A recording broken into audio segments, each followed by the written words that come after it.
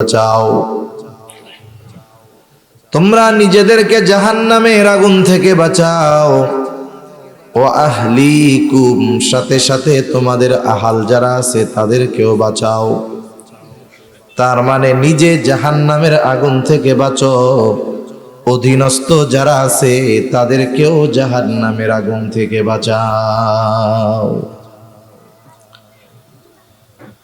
সাহাবায়ে কেরাম জিজ্ঞাসা করলেন, ইয়া রাসূলুল্লাহ, ঈমান এনেছি নেক আমল করার মাধ্যমে, গুনার থেকে বাঁচার মাধ্যমে নিজে জাহান্নাম থেকে বাঁচবো, এটা বুঝলাম। তবে অন্যদের জাহান্নাম থেকে কেমনে বাঁচাবো বলেন তো? দুনিয়ায় একজন মানুষ অপর আরেকজন মানুষকে জাহান্নাম থেকে বাঁচানোর কোনো ক্ষমতা রাখে নাকি? আছে দুনিয়ার কোনো মানুষের আরেকজনকে জাহান্নাম থেকে বাঁচানোর ক্ষমতা? নাই। কিন্তু আমাদের দেশের কিছু পীর সাহেবদের আছে। আপনাদের এলাকায় এরকম পীর মনে হয় নাই, অন্যান্য অনেক জায়গায় আছে। তারা তো এমনও বলে, আমার কাছে আসো, আমার সাথে থাকো, কিসের জাহান্নামের টেনশন, নামাজ কালাম ছাড়াই তোমারে জান্নাতে নিয়ে যাব। আর একটু জোরে বলেন। অথচ দুনিয়ায় যদি কাউকে এই ক্ষমতা দেওয়া হতো যে তিনি যাকে চাইবেন তাকে হেদায়াত দিতে পারবেন, জাহান্নাম থেকে বাঁচায়া জান্নাতে দিতে পারবেন, এই ক্ষমতা যদি আল্লাহ তাআলা দুনিয়ার কোনো মানুষকে দিত, তাহলে কমপক্ষে একজনকে এই ক্ষমতা আল্লাহ দিতেন, তিনি হলেন মুহাম্মাদুর রাসূলুল্লাহ সাল্লাল্লাহু আলাইহি ওয়াসাল্লাম। নবীজিকেও আল্লাহ তাআলা এই ক্ষমতা দেয় নাই। রাসূলুল্লাহ সাল্লাল্লাহু আলাইহি ওয়াসাল্লামের চাচা আবু তালেব নবীজির জন্য কত কষ্ট করেছে। সিরাতের কিতাব পড়লে দেখা যায় আবু তালেব নবীজিকে এত মহব্বত করতেন, নিজের সন্তানদের চাইতে ভাতিজাকে বেশি মহব্বত করতেন। আব্দুল মুত্তালিবের মৃত্যুর পর থেকে নিয়ে আবু তালেবের নিজের মৃত্যু পর্যন্ত আমার আপনার নবীর ব্যাপারে সর্বদা সজাগ দৃষ্টি রাখতেন আবু তালেব। আবু তালেব নবীর প্রতি কেমন ছিলেন? রাসূলুল্লাহ সাল্লাল্লাহু আলাইহি ওয়াসাল্লাম 3 বছর গোপনে দাওয়াত দেওয়ার পর যখন আল্লাহ তাআলার নির্দেশ হলো, পয়গম্বর এইবার আপনি প্রকাশ্যে আপনি দাওয়াত দেন, নবীজি যখন আল্লাহ তাআলার এই নির্দেশ অনুযায়ী মক্কাবাসীর মধ্যে প্রকাশ্যে দাওয়াত দেওয়া শুরু করলো, মক্কার মুশরিক সরদারেরা, নেতারা আবু তালেবের কাছে এসে অভিযোগ দিল, ও আবু তালেব, আপনার ভাতিজা মুহাম্মদকে আপনি থামান, সে কি শুরু করছে? ভাইয়ের সাথে ভাইয়ের সম্পর্ক নষ্ট করে দিচ্ছে, মায়ের সাথে মেয়ের সম্পর্ক নষ্ট হয়ে যাচ্ছে, ছেলের সাথে বাবার সম্পর্ক নষ্ট হয়ে যাচ্ছে। সে মানুষদেরকে বাপ দাদার ধর্ম ছেড়ে নতুন এক ধর্মের দিকে আহ্বান করতেছে। ও আবু তালেব, আপনি যেহেতু আমাদের শ্রদ্ধার পাত্র, বয়োবৃদ্ধ একজন নেতা, আপনার কাছে আমরা জানায় গেলাম আপনি আপনার ভাতিজাকে তার কাছ থেকে থামান।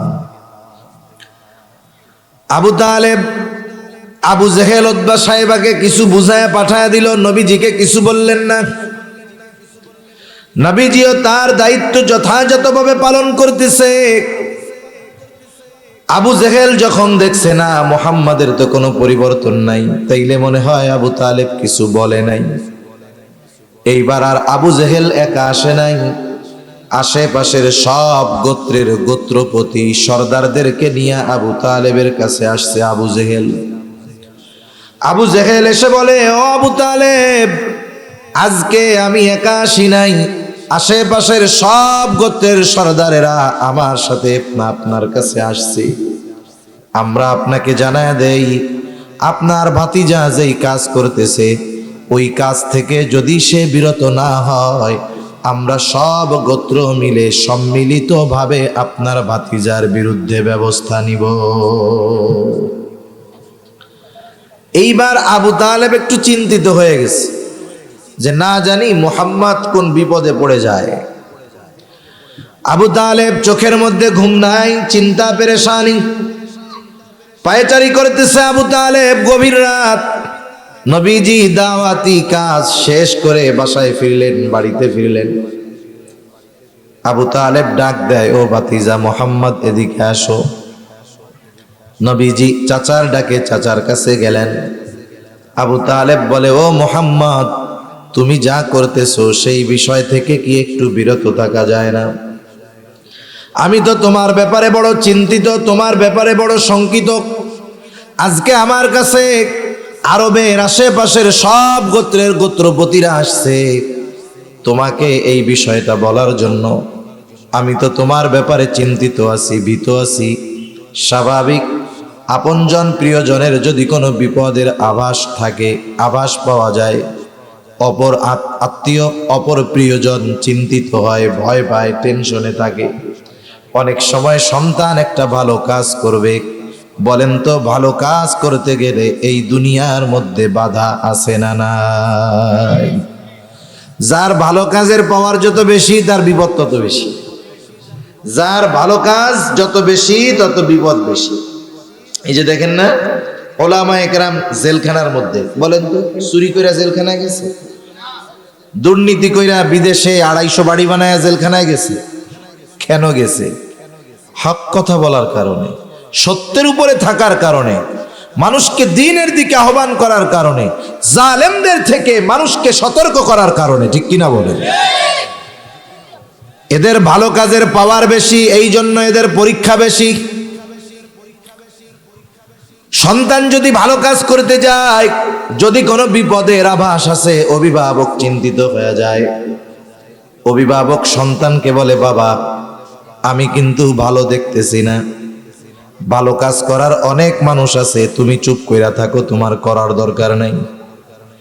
এরপরে যদি সন্তান তার কথার উপরে, তার চিন্তার উপরে দৃঢ় প্রতিজ্ঞাবদ্ধ থাকে, সন্তান যদি বলে, বাবা দুনিয়ায় আসছি একবার, মরে যাব একবার, ভালো কাজ করতে গিয়ে যদি জীবন দিতে হয় দিতে রাজি, তাও আমি এই ভালো কাজ ছাড়ব না। দেখবেন যেই অভিভাবক একটু আগে সন্তানকে ওই ভালো কাজ করতে মানা করতেছিল, কিন্তু সন্তান যখন দৃঢ় প্রতিজ্ঞাবদ্ধ থাকে, তার বিষয়ের উপরে ইস্তেকামাতের উপরে থাকে, তখন ওই বাপও বলে, যা বাবা তুই ভালো কাজ কর, যদি তোর সাথে জীবন আমাকে দিতে হয় আমিও দিতে তৈরি আছি। আবু তালেব যখন নবীজিকে বলছে, ও মুহাম্মদ, একটু কি বিরত হওয়া যায় না? আমি তো তোমার ব্যাপারে বড় চিন্তিত। তখন আমার আপনার নবী বলেন, নো চাচা, আপনি শুইনা নেন, এ তো আরবের গোত্রের গোত্রপতিরা আমার বিরুদ্ধে চলে গেছে। এরা নয়, গোটা দুনিয়ার সব মানুষ যদি আমি মুহাম্মাদের বিপক্ষে চলে যায়, আমাকে আল্লাহ তাআলা যেই জিম্মাদারি দিয়েছে, যেই দায়িত্ব দিয়েছে, ওই দায়িত্ব থেকে এক কদম আমি মুহাম্মদ পিছনে হটব না। সব আমার বিপক্ষে চলে যাক, আল্লাহ তাআলা আমাকে যেই দায়িত্ব দিয়েছে আমি আমার দায়িত্ব পালন করে যাবই, যা হয় হোক। আবু তালেব বুঝতে পারল যে আমার ভাতিজা ছোটখাটো কোনো দায়িত্ব পালন করে না। আবু তালেব আগের অবস্থা থেকে ফিরে এসে বলতেছে, ও মুহাম্মদ, আল্লাহ তাআলা তোমাকে যেই জিম্মাদারি দিয়েছে সেই দায়িত্ব তুমি, সেই কাজ তুমি চালায়া যাও। আমি বেঁচে থাকতে তোমার গায়ে আমি একটা কাঁটার আঁচড়ও লাগতে দিব না। চিন্তা কইরা দেখেন নবীজির ব্যাপারে আবু তালেবের কেমন অবদান ছিল। এই চাচা আবু তালেব জীবনের অন্তিম সময় অতিবাহিত করতেছে। আবু তালেবের শিয়রে মাথার কাছে মক্কার মুশরিক গোত্রপতিরা বসা। আবু তালেব জীবনের শেষ সময় অতিবাহিত করতেছে। চাচা এই অবস্থা ভাতিজা তো বুঝতেছে, ভাতিজা এটাও জানে আমার চাচা আমাকে যত মহব্বত করুক না কেন, আমি আমার চাচাকে যত ভালোবাসি না কেন, আমার চাচা যদি ঈমানহীন হয়ে দুনিয়া থেকে চলে যায়, তাহলে আমার চাচাকে জাহান্নাম থেকে বাঁচানোর ক্ষমতা আমার নাই। নবীজি খুব ভালো মতো জানে। নবীজি এবার চাচারে বলতেছে, চাচা আপনি শুধু বলেন লা ইলাহা ইল্লাল্লাহ, এতটুকু বলেন। বাকি বিষয়ের জন্য কিয়ামতের দিন আমি আল্লাহর কাছে আপনার জন্য সুপারিশ করব। ঐতিহাসিকেরা লিখে আবু তালেবের চেহারার মধ্যে এমন ভাব, এই বুঝি মুখ দিয়া বইলা দেয় কালিমা লা ইলাহা ইল্লাল্লাহ। আবু তালেবের মাথার কাছে বসা আবু জেহেল উতবা সাহেবা আবু তালেবের চেহারার এই অবস্থা দেখে আবু জেহেল বলে, ও আবু তালেব, মক্কার মানুষ আপনারে বড় সম্মান করে, শ্রদ্ধা করে। আপনি যদি মরার সময় বাপ দাদার ধর্ম ত্যাগ করে মুহাম্মাদের ধর্ম গ্রহণ করেন, বাপ দাদার ধর্মের মুখে যদি চুনকালি দিয়া মুহাম্মাদের ধর্ম গ্রহণ করে দুনিয়া থেকে যান, মানুষ আপনারে কাপুরুষ বলবে। এইভাবে আবু তালেবকে তারা উত্তেজিত বানায়া দিল। আবু তালেবের নসিব বড় খারাপ, আবু তালেবের নসিব বড় খারাপ। কালিমা নসিব হলো না, দুনিয়া থেকে আবু তালেব চলে গেল। নবীজিও খুব ভালো মতো জানে, নবীজি খুব ভালো মতো জানে যে আমার চাচার কোনো উপায় নাই। চাচার মাগফিরাতের দোয়া করতেছে। আল্লাহ তাআলার পক্ষ থেকে নির্দেশ আসলো, আপনি এই মুনাফিক মুশরিক যারা আছে এদের জন্য মাগফিরাতের দোয়া করতে পারবেন না।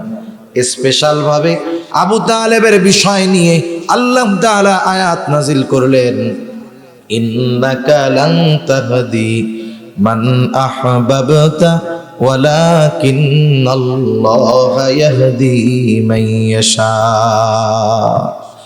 আপনি যাকে মহব্বত করেন, ভালোবাসেন, আপনি চাইলেই তাকে হেদায়েত করতে পারবেন না, হেদায়েত দিতে পারবেন না।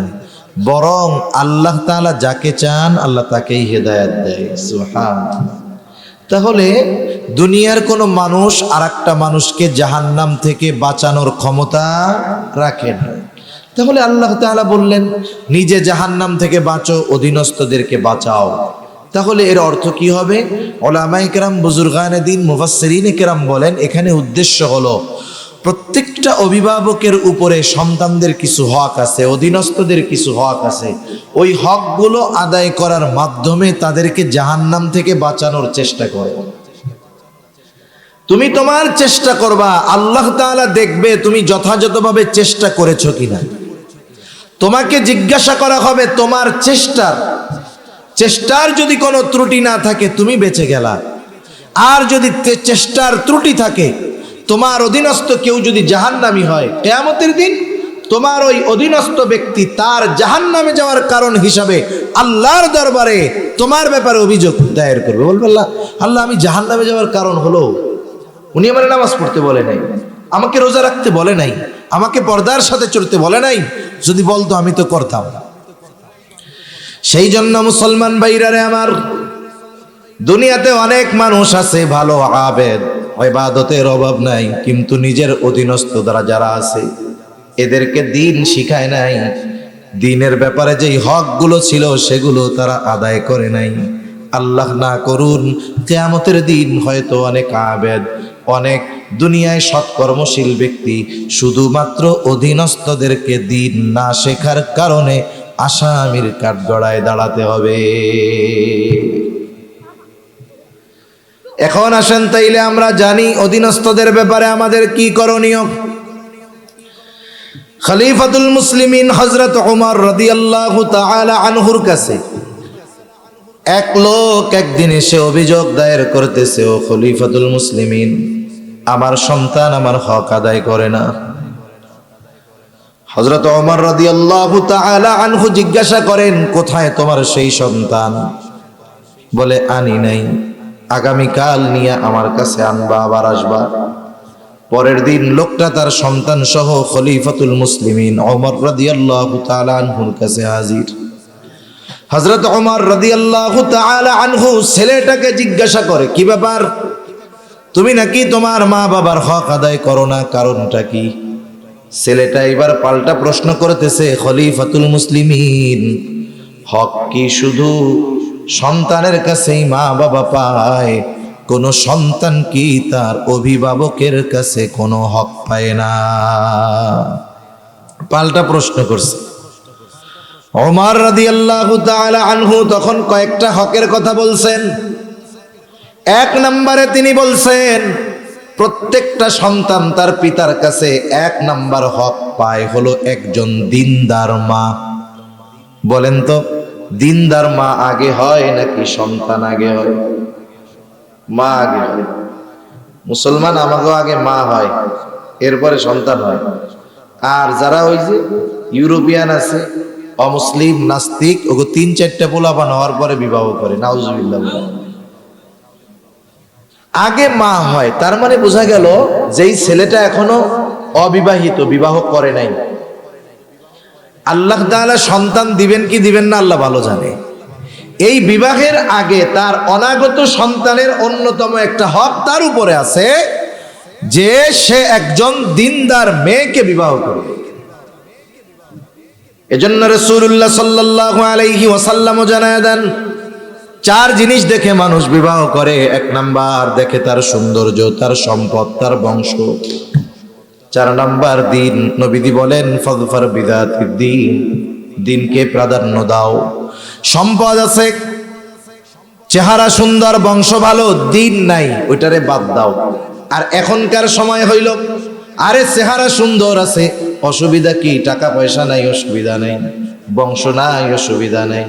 দিনদারিত্ব নাই, অসুবিধা নাই। চেহারাটা তো সুন্দর, সুন্দর চেহারার দিকে আকৃষ্ট হয়, কিন্তু দিনদারিত্বকে প্রাধান্য দেওয়া দরকার। ওই যে 3 জিনিস যদি না থাকে, দিনদারিত্ব যদি থাকে, বিবাহ যদি হয়ে যায়, একটু সবর করো, ধৈর্য ধরো, হয়তো আল্লাহ তাআলা ওই দিনদার ওই মেয়ের গর্ভে এমন এক সন্তান আল্লাহ দান করবে, যেই সন্তান পিতা মাতার চক্ষু শীতলকরণের কারণ হবে। মানুষের আবেগ এক জিনিস আর বাস্তবতা আর এক জিনিস। বিবাহ শাদীর আগে মানুষ চেহারাটারে বেশি প্রাধান্য দেয়, চেহারার সৌন্দর্যকে বেশি প্রাধান্য দেয়, আর বিবাহের পরে চারিত্রিক সৌন্দর্যকে বেশি প্রাধান্য দেয়। অথচ বিবাহের আগে চারিত্রিক সৌন্দর্যের ব্যাপারে খোঁজ খবর নেওয়ার দরকার ছিল। এই সময় এটা আর খোঁজে না, এই সময় শুধু চেহারা দেখে, টাকা পয়সা দেখে। আর যদি লন্ডন যাওয়া যায় তাই তো আর কোনো কথাই নেই। তাইলে যা ভাই হোক, লন্ডনে গেলেই তো হইল, ইংল্যান্ডে চলে গেলাম, টাকা পয়সার মালিক হয়ে গেলাম। এখন বলেন তো, বিবাহের মাকসাদ যদি এইগুলোই হয়, বিবাহের মাকসাদ যদি ইউরোপ প্রবাসী হওয়ার ইচ্ছা হয়, বিবাহের মাকসাদ যদি টাকা পয়সাওয়ালা হওয়ার ইচ্ছা হয়, তাহলে এই বিবাহের মধ্যে রহমত, এই বিবাহের মধ্যে বরকত আসবে কোথা থেকে? এজন্য যেই সমস্ত বিবাহ অনুষ্ঠানে বদ্দিনী কর্মকাণ্ড হয়, ওই অনুষ্ঠানে ওই অভিভাবক, ওই মা বাবা সন্তান দুনিয়ায় আসার আগেই সন্তানের হক নষ্ট করে। এজন্য বিবাহ একটা ইবাদত। এই বিবাহ হবে সুন্নাত তরিকায়। কি তরিকায় বলেন না? সুন্নাত পদ্ধতিতে। গোটা দেশের মধ্যে সবচাইতে বিবাহে ব্যয় হয় চট্টগ্রাম জেলা আর সিলেট জেলার মধ্যে। সবচাইতে ব্যয়বহুল বিবাহ হয়, এত অপচয় হয়, কোটি কোটি টাকার কাবিন লেখা হয়, এরপরেও দেখি কোটি টাকার কাবিন লেখেও সংসার টিকাইতে পারে না। আছে না নাই? আবার কত মুরব্বী আছে দেখেন, খোঁজ নেন, বিবাহ করছে,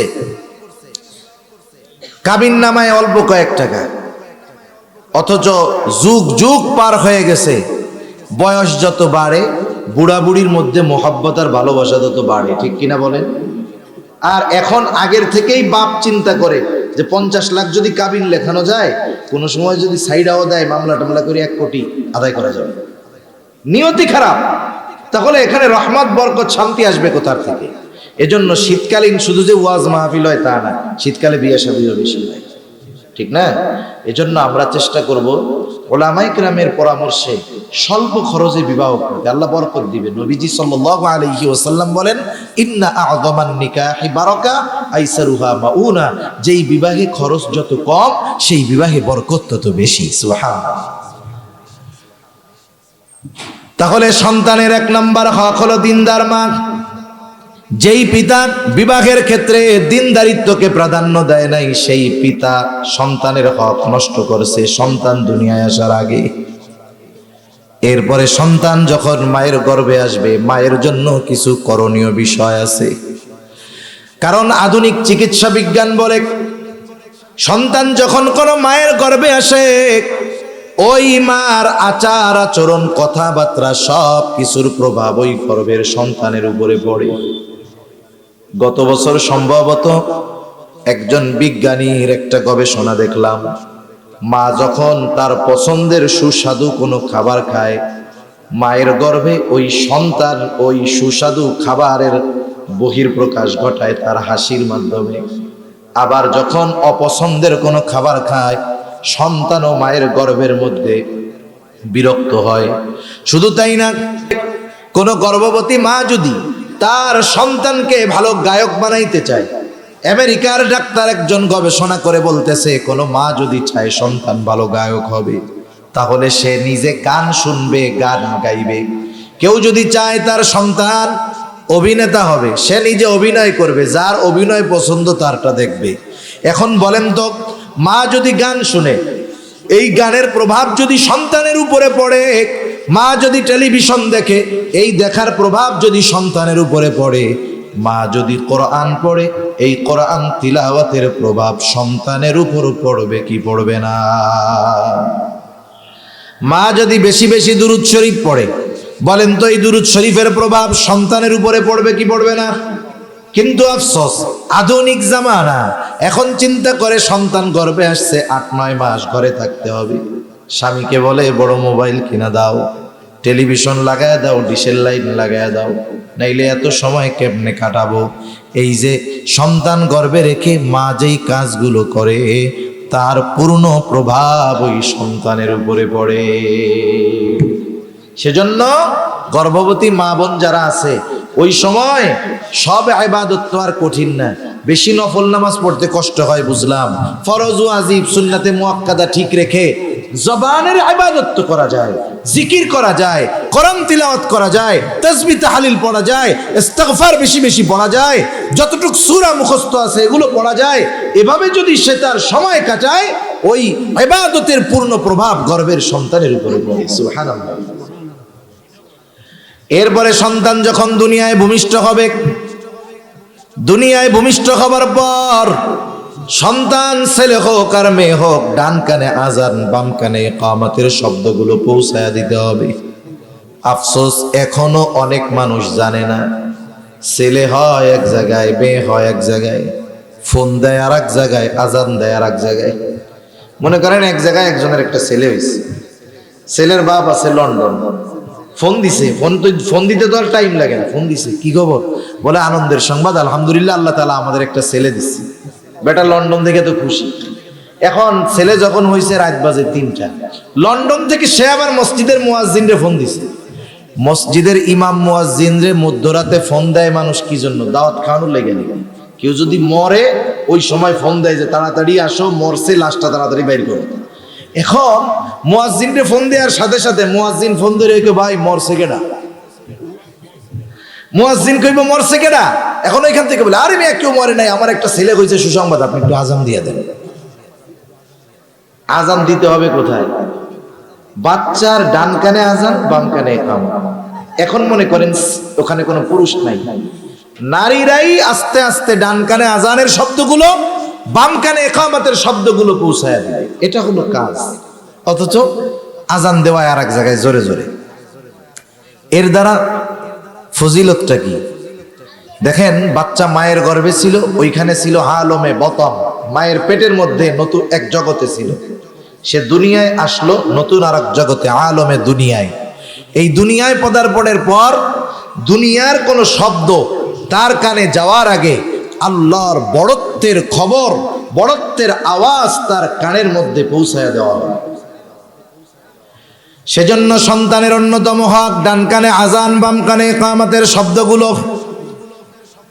এরপরে সন্তানের যখন 7 দিন বয়স হবে, সুন্দর একটা নাম রাখবে। সাথে সাথে ওই দিন মাথার চুলগুলো মুন্ডায়া, মাথার চুলের ওজন অনুযায়ী ওজন পরিমাণ স্বর্ণরূপ অথবা উভয়টার যে কোনো একটার মূল্য এই পরিমাণ সে সাদকা করে দিবে। 7ম দিন সাথে সাথে সুন্দর একটা নাম রাখবে, যেই নামটা তার ধর্মীয় পরিচয় বহন করে। ডাক দিলেই জানি মানুষ বুঝতে পারে এটা মুসলমান, মুসলমানের বাচ্চা। কিন্তু আমাদের দেশে ভালো নামটারে হলো প্যাকেট করে রাখে। কি রাখে? আব্দুর রহমান রনি, শরীফুল হক জনি। রনি জনি ডাক নাম, এ কেউ থাকলে আবার খেপায়েন না কিন্তু তারে। এই রনি জনি, সুমন, কল্লোল, হিল্লোল এইসব নাম বলেন তো সব ধর্মে পাবেন। মুসলমান ধর্মে আছে, হিন্দু ধর্মে আছে, খ্রিস্টান ধর্মে আছে, বৌদ্ধ ধর্মে আছে। এখন এমন এক নাম রাখছে, ওই নাম শুইনা বলা যায় না যে এটা মুসলমান নাকি অন্য কোনো ধর্মের।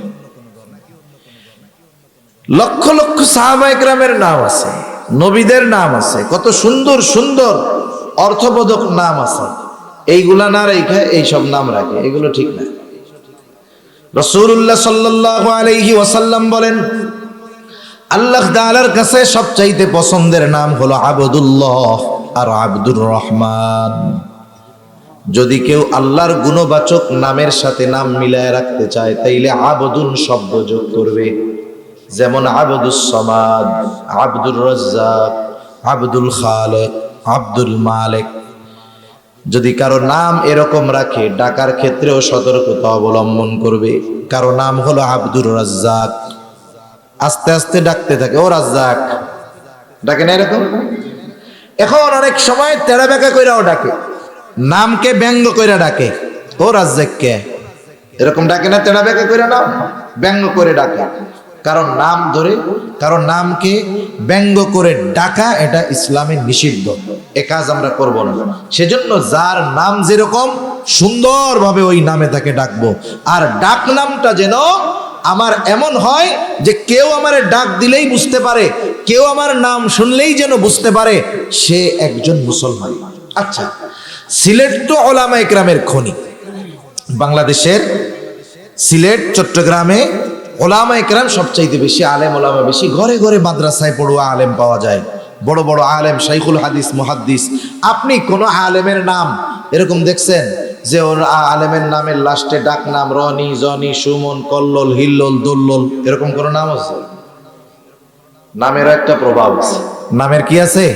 প্রভাব আছে। তার মানে যদি কথাটা আমি উল্টাই, যে ওই ধরনের নাম যাদের রাখা হয়েছে এই নামের প্রভাবে তারা আলেম হইতে পারে না। কোন আলেমের নাম আপনি এরকম পাবেন না। সারা দুনিয়া খুঁজেন, দেখবেন সবার নাম ওই শুরু থেকে নিয়ে ওই রকমই রাখা, যে তার নামটা তার ধর্মীয় পরিচয় বহন করে। নামের একটা প্রভাব আছে। গল্প শোনাই আপনাদের। ইমাম আজম আবু হানিফা রহমাতুল্লাহি আলাইহির পাশে একজন কট্টর শিয়া ছিল। শিয়া এরা তো আবু বকর, ওমর রাদিয়াল্লাহু তাআলা আনহুমা এদেরকে দেখতেই পারে না। বরং তাদের আকীদা হলো নবীজি দুনিয়া থেকে যাওয়ার পর মুষ্টিময় কয়েকজন বাদে বাকি সব সাহাবী মুরতাদ হয়ে গেছে। নাউজুবিল্লাহ বলেন, নাউজুবিল্লাহ আসতে কইলেন। এখন ওই শিয়া তার দুইটা গাধা ছিল। গাধা কত বড় বেয়াদব! ও একটার নাম দিছে ওমর, একটার নাম দিছে আবু বকর, গাধার নাম। একদিন ওই গাধার, দুইটা গাধার একটা করছে কি, ওই শিয়ার তল পেটে একটা লাথি মারছে। ঘোড়া বা গাধা এরা পেছনে যে লাথি মারে, এই লাথির পুরের যে শক্ত, ওটা যদি কারো ভালো মতো লাগে ও জায়গায় একবারে শেষ হয়ে যায়। তল পেটে এমন লাথি মারছে, এক লাথিতেও শেষ। ইমাম আবু হানিফার কাছে এই খবর আসছে। ইমাম আবু হানিফা বলতেছে, যাও খোঁজ নিয়ে দেখো, ওই যেই গাধাটারে সে ওমর বলতো ওইটাই ওরে লাথি মেরে মারছে। এখন আসলেও খোঁজ নিয়ে দেখে যেই গাধাটার নাম দিছে ওমর, ওইটাই ওর তল পেটে লাথি দিয়ে ওরে সাইজ করে দিছে। ইমাম আবু হানিফা মূলত বুঝাইতে চাইছেন যে নামের একটা প্রভাব আছে। নামের একটা কি আছে? প্রভাব আছে। সেজন্য আমাদের সন্তানদের নামগুলো সুন্দর নাম রাখবো, যেই নাম তার ধর্মীয় পরিচয় বহন করে। রাখবো তো ইনশাআল্লাহ। আমরা কি করি, ভালো নামটারে লুকায় রাখি, আর ওই ডাক নাম যেটা ওইটাকে আমরা রাখি এমন নাম যা মুসলমানের নাম হইতে পারে না। এজন্য আমরা ডাক নামটা বেশি ভালো রাখবো, যেন ডাকলেই বোঝা যায় মুসলমান। সাথে সাথে যদি সামর্থ্য থাকে, সপ্তম দিন মেয়ে হলে একটা, ছেলে হলে দুইটা ছাগল দিয়ে আকিকা দিয়ে দিব। না পারলে 14 দিন, না পারলে 21তম দিন। ছেলে হইছে দুইটা দিয়ে সামর্থ্য নাই, একটা দিয়ে দিব, কোনো অসুবিধা নাই। একটা জিনিস মনে রাখতে হবে, আমলের ক্ষেত্রে সুযোগ থাকলে সুন্নাহকে আগে প্রাধান্য দিব। সুন্নাত হইল 7ম দিন, 14তম দিন, 21তম দিন। এখন লোকটার সামর্থ্য নাই, সে কি চুরি কইরা আইনা এই আকিকা দিবে? এটা তার দরকার আছে? এটা দরকার নেই। এখন যদি সে বিলম্ব হয় পরে দিল, কিন্তু অনেক মানুষ আছে সামর্থ্য আছে, এরপরেও চিন্তা করে যাই কোরবানির সাথে দিয়া দিব, দেয় না। কোরবানির সাথে আকিকা দেওয়া এটা জায়েজ, তবে সুন্নাত কাজ হইল না। তো আমার যদি সুন্নাতটা করার সুযোগ থাকে, আমি কেন জায়েজের দিকে যাব? কথা বোঝা গেছে? তাহলে আকিকা দিব, এটা সন্তানের অন্যতম হক। সুন্দর নাম রাখবো, এটা সন্তানের অন্যতম হক। এবার যখন সন্তানের বুলি ফুটবে, কথা ফুটবে, আমরা চেষ্টা করব আমার ওই সন্তানের জবান দিয়ে যেন প্রথম আল্লাহর নামটা উচ্চারিত হয়। সেই জন্য কাজ কি? সেই জন্য কাজ হলো, সন্তান যখন দুনিয়ায় ভূমিষ্ঠ হবে, ওই সন্তানকে গান শোনায়া, হাট্টিমাটিম শোনায়া দুধ খাওয়ানো যাবে না, দুধ পান করানো যাবে না। মা তাকে জিকির করবে, কোরআন পড়বে, আর দুধ পান করাবে। মার গর্ভে থাকতেই যদি সন্তান মার কথা বুঝে, তাহলে যখন দুনিয়ায় আসছে এ কথা সে বুঝবে না? বুঝবে, এর প্রভাব পড়বে, বাচ্চা শুনতে থাকবে। এক সময় দেখবেন যখন বুলি ফুটে, সে অনেক দোয়া নিজে নিজে পড়তে শুনাইতেছে আপনারে, আপনি টেরও পান নাই কোন সময় সে মুখস্থ করে ফেলছে। এজন্য বাচ্চাদের সামনে আমরা কোরআন তিলাওয়াত করব। মা যখন বাচ্চারে দুধ পান করাবে, দুরূদ শরীফ পড়তে পড়তে দুধ পান করাবে, যে সূরা মুখস্থ আছে ছোটখাটো সূরাগুলো, এগুলো পড়ে পড়ে দুধ পান করাবে, তাহলে এই প্রভাবটা বাচ্চার মধ্যে পড়বে। দেখেন যখন ছোট বাচ্চা আস্তে আস্তে বুলি ফোটে, ইচ্ছা কইরা না, এমনি একটা শব্দ বাইর হইছে মুখ দিয়া বাচ্চার, মা, কি বের হইছে? মা, মার মতো শোনা গেছে না? দেখবেন ওই মা সবার কাছে বলে, আমার পোলা আজকে আমারে মা কইয়া ডাকছে, আমার ছেলে আজকে আমারে মা কইয়া ডাকছে। যদি ছেলের সন্তান দিয়ে মুখ দিয়ে কোনো আওয়াজ বের হয় আব্বার মতো, তাহলে দেখবেন আব্বা খুশির ঠেলায় বলে, আমার ছেলে আজকে আমারে আব্বা কইয়া ডাকা শুরু করছে। ও মিয়া, একটু চিন্তা করেন, ওই বাচ্চার মুখে যখন আপনি মা আওয়াজ শুনলেন, আপনার কলিজা জুড়ায় গেছে। আপনি আব্বা আওয়াজ শুনছেন, আপনার কলিজা জুড়ায় গেছে। ওই বাচ্চার মুখ দিয়ে যদি আপনি ওরে আল্লাহর ডাক, আল্লাহর নামে ডাকা শেখান, ও যদি আল্লাহরে ডাক দেয়, আল্লাহ খুশি হবে কি হবে না? হবে।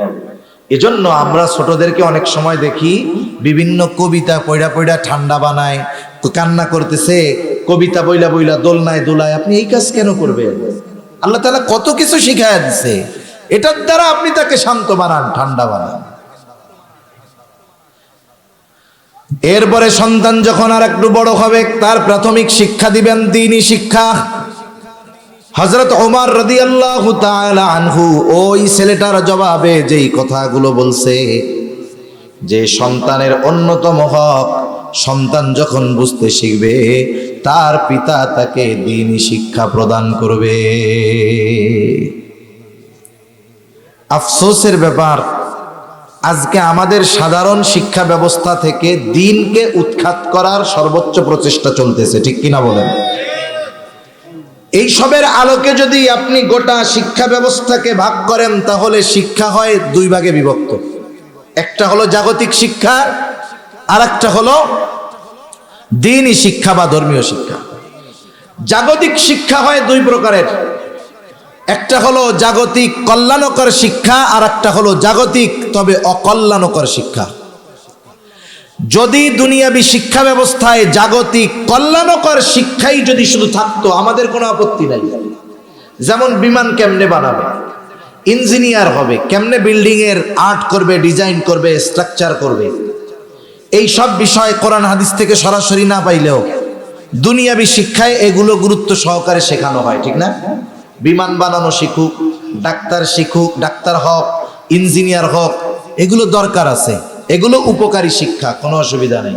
কিন্তু বলেন তো, জাগতিক ক্ষতিকর যেই শিক্ষাগুলো আমাদের সন্তানদেরকে শেখানোর অপচেষ্টা চলতেছে, নাস্তিক বানানোর যেই অপচেষ্টা চলতেছে, বদ্দিন বানানোর যেই অপচেষ্টা চলতেছে, লজ্জাহীন জেনাকার বানানোর যেই অপচেষ্টা শিক্ষা ব্যবস্থায় ঢুকায় দেওয়া হচ্ছে, এই ধরনের শিক্ষা অর্জন করার দ্বারা না দুনিয়ার কোনো কল্যাণ আছে না আখিরাতের কোনো কল্যাণ আছে।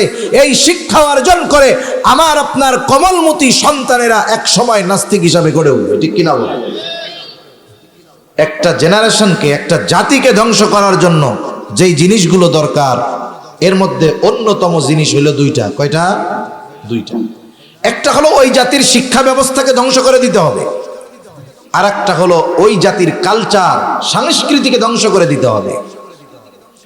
আমরা মুসলমান, আমাদের শিক্ষা হবে দ্বীনি শিক্ষার আলোকে, আমাদের ডাক্তার হবে দ্বীনদার ডাক্তার। সে জাগতিক কল্যাণকর বিদ্যা শিখবে দ্বীন শিক্ষার সাথে সাথে। কিন্তু আফসোসের ব্যাপার, আজকে জাগতিক শিক্ষায় যারা শিক্ষিত হয় অধিকাংশ দ্বীনহীন হয়ে বেড়ে উঠে।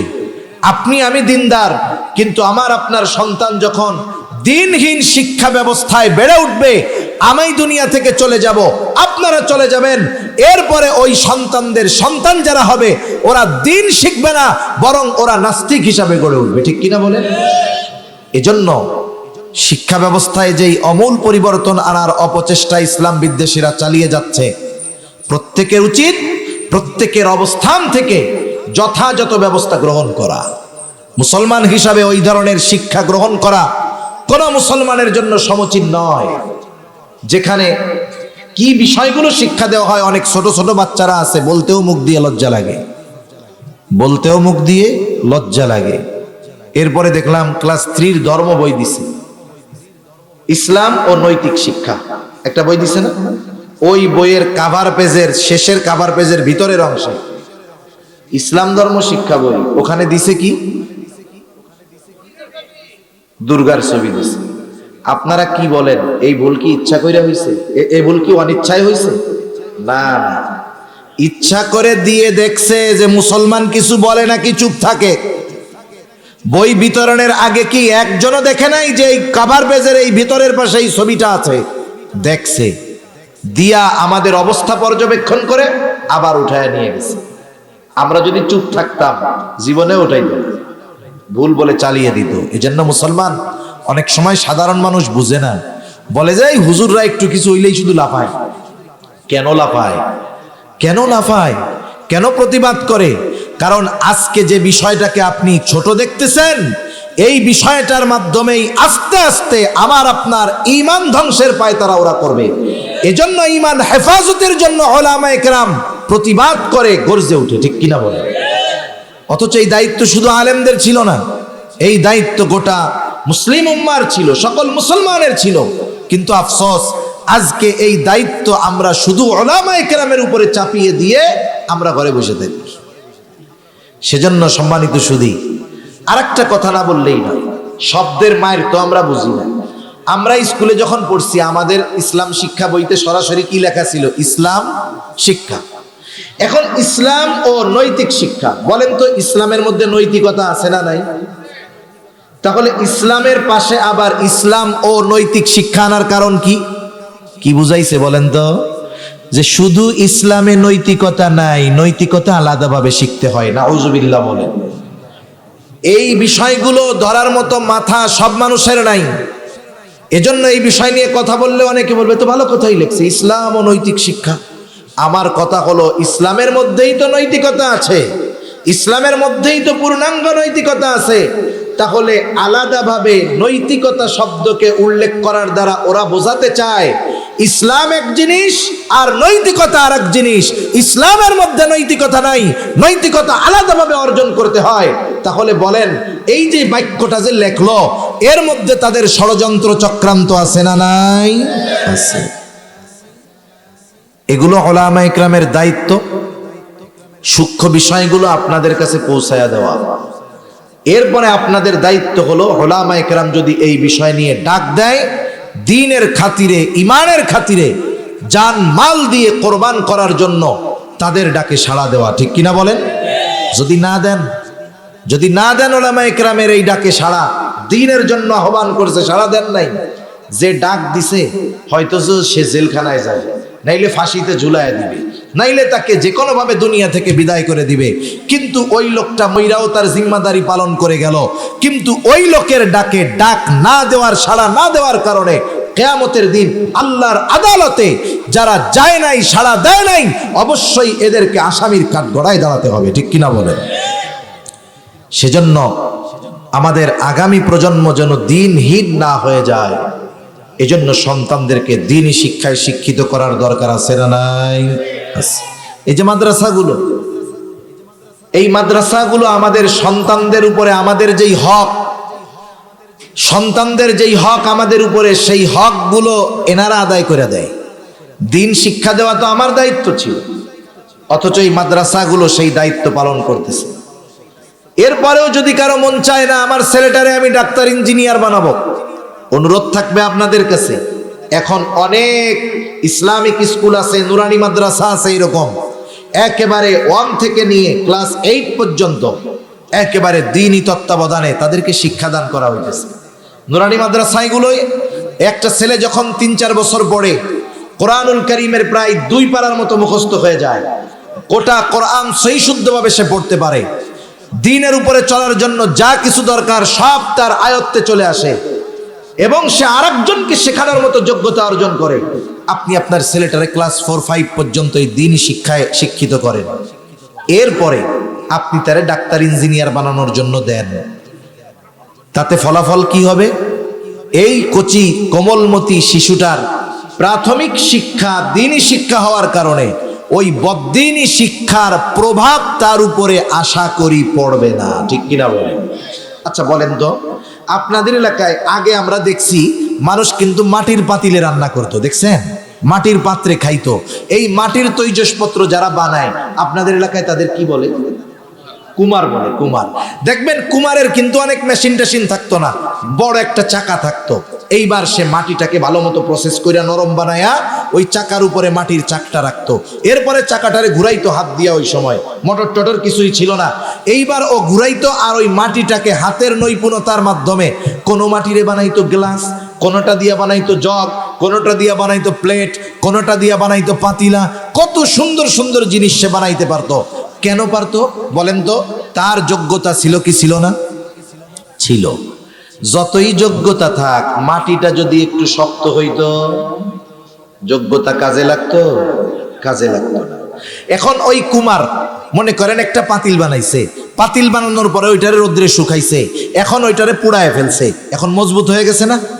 বলেন তো, ওই পাতিলটাকে দুনিয়ার কোনো মানুষ আছে যে ওই পোড়ানো পাতিলটাকে গ্লাস বানায় ফেলবে? পারবে? ভাঙা ফেলতে পারবে, তবে পাতিল থেকে পরিবর্তন করতে পারবে না। আপনার আমার সন্তানের দ্বীনি শিক্ষা যদি তার ভিত্তিমূলক শিক্ষা হয়, ওই শিক্ষার উপরে যদি সে বড় হয়ে উঠে, ও যেই পরিবেশেই যাক না কেন, হাজারো নাস্তিক মিলে ওই বাচ্চাটাকে নাস্তিক বানাতে পারবে না।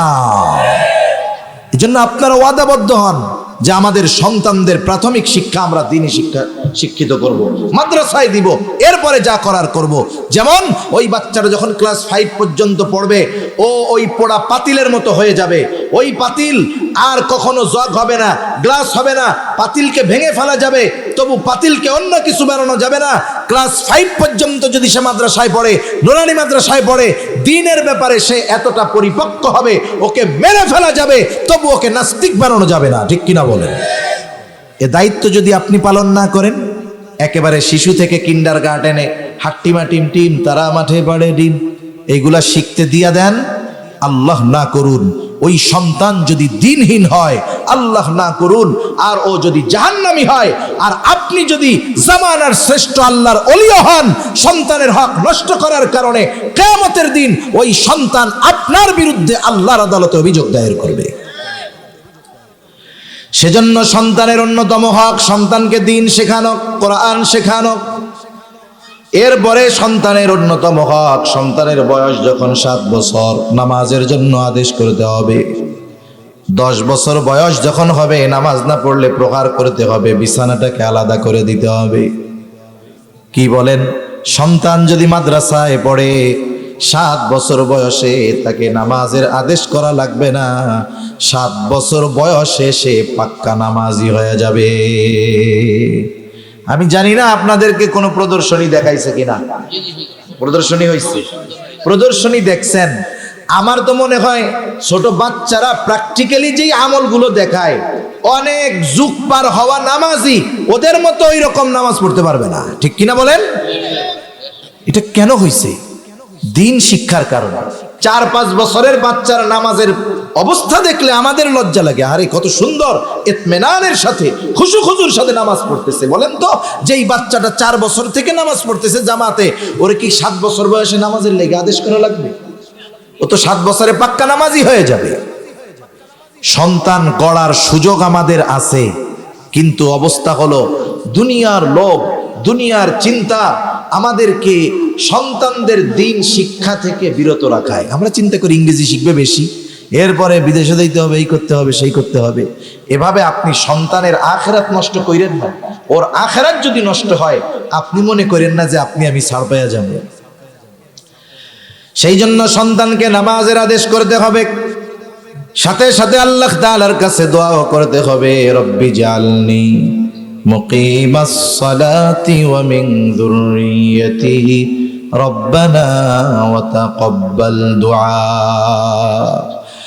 আর যদি সন্তান মাদ্রাসায় না পড়ুয়া হয়, যখন 6-7 বছর বয়স, আপনি মসজিদে নামাজ পড়তে আনায় অভ্যস্ত করেন, নিজেও আসেন, তাকেও নিয়ে আসেন।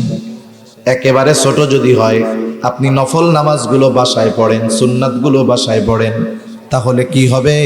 ছোট বাচ্চা তার অভিভাবককে যেই কাজ করতে দেখে, কাজটা ভালো হোক আর মন্দ হোক, সন্তান কিন্তু বাবা মায়ের ওই কাজটাকে অনুকরণ করতে পছন্দ করে।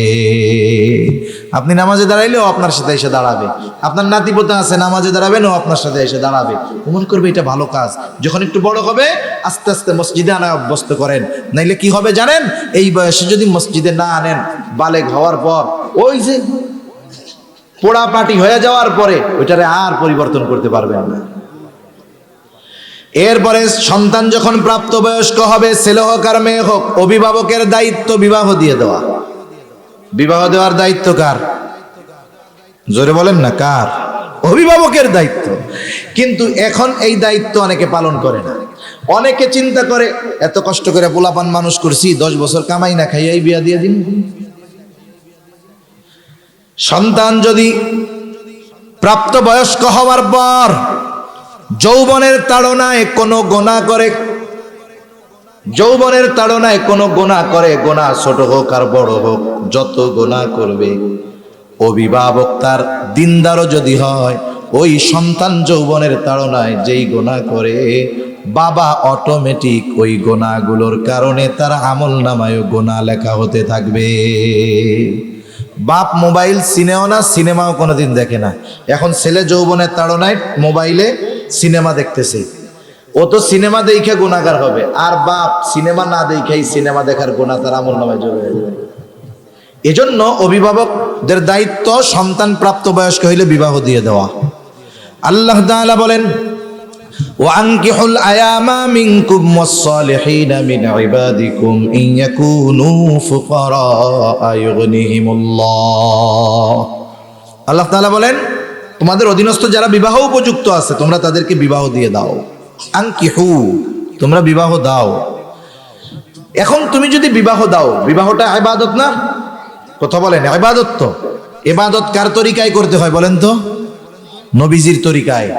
যদি সুন্নাত পদ্ধতিতে নিয়ত বিশুদ্ধ রেখে বিবাহ দেয়, ওলামায়ে কেরাম বলেন কোনো সন্দেহ নাই, ওই বিবাহে আল্লাহ বরকত দিবে। ইয়াকুনু ফুকারা ইউগনিহিমুল্লাহ, আল্লাহ বলতেছেন বিবাহ দাও। যদি তারা গরিব থাকে, ধনী বানায়া দিবেন কে? আরো জোরে বলেন না কে? অনেক মা বাপ সন্তানদের বিয়া দেয় না, এই কথা কইয়া বিয়া করে খাওয়াইব কি? এরকম তো লোকজন নাই আপনাদের এদিকে। তাহলে আপনি কেন সন্তানের হক নষ্ট করতেছেন? এই হকগুলো যথাযথভাবে আদায় আপনি করলেন। এরপরে যদি আল্লাহ না করুন সন্তান যদি বদ্দিন হয়ে যায়, আবার দেখেন মেয়ের ক্ষেত্রেও বলার দরকার। হাদিসের মধ্যে আসছে, যখন তোমাদের কাছে কোনো ভালো ছেলেটা দিনদার, মুত্তাকি, পরহেজগার, সব দিক দিয়া ভালো, কিন্তু সম্পদ কম, এইরকম প্রস্তাব আসছে, নবীজি বলেন বিবাহ দিয়া দাও। যদি না দাও তাহলে সমাজের মধ্যে বিশৃঙ্খলা, অশ্লীলতা এইগুলোর প্রসার ঘটে যাবে। এজন্য উচিত, অনেক বাবা আছে সম্পদওয়ালা, মেয়ে আছে বিবাহ উপযুক্ত, ছেলেটার টাকা পয়সা কম কিন্তু দিনদার। ওই বাবা চিন্তা করে, হায় রে টাকা পয়সা নাই, আমার মেয়েরে বিবাহ দিব কেন? আরে ভাই, ওই দিনদার ছেলের হাতে তুলে দেন। হয়তো সে অল্প উপার্জন করে, টাকা পয়সা কম, কিন্তু ওই দিনদার ছেলের ঘরে গিয়ে আপনার মেয়েটা দুনিয়ার জান্নাতের দেখা পাবে ইনশাআল্লাহ। সেজন্য আমরা অনেক সময় মেয়েদের বিবাহের ক্ষেত্রে ছেলের দিনদারিত্বের আগে জিজ্ঞাসা করি কি চাকরি করে। যদি সরকারি চাকরি করে আর যদি ঘুষ নেওয়ার সুযোগ থাকে আর কি, উরি বাবা, এটা সোনার হরিণ, যেমনে হোক বিবাহ দিতেই হবে। আপনি যদি আপনার মেয়েটাকে বদ্দিন কোনো ছেলের সাথে বিবাহ দেন, তাহলে আপনি নিজে মেয়ের হক নষ্ট করলেন।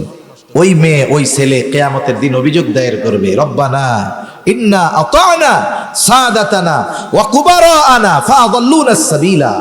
বলবে, রব, আমরা আমাদের বড়দের নেতাদের অনুসরণ করছি, যা বলছে তাই শুনছি, অভিভাবকদের কথা শুনছি, আজকে আমি পথভ্রষ্ট হওয়ার জন্য সে দায়ী, জাহান্নামী হওয়ার জন্য সে দায়ী। রব্বানা আতিহিম দিআফাইনি মিনাল আযাব ওয়া লাআনহুম লাআনান কাবীরা। বলবে, আল্লাহ, ও আমার রব, আপনার লানতের উপরে বর্ষণ করেন, আযাবরে দ্বিগুণ করে দেন।